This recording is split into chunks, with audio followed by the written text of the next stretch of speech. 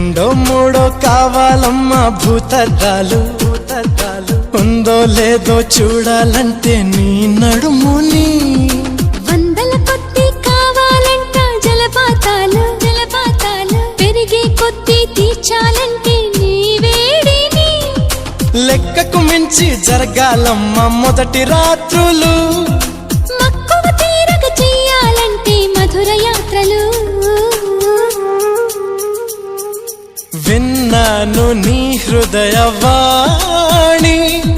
వెన్నెల్లలో నిన్ను చేరని మన్మధుడే బ్రహ్మను పూని సృష్టించాడేమో గాని 60 కేజీల దుడుకుతనాన్ని అలుపన్నది ఎరుగని రవితేజాన్ని పలికింది ఆకాశవాణి ఈ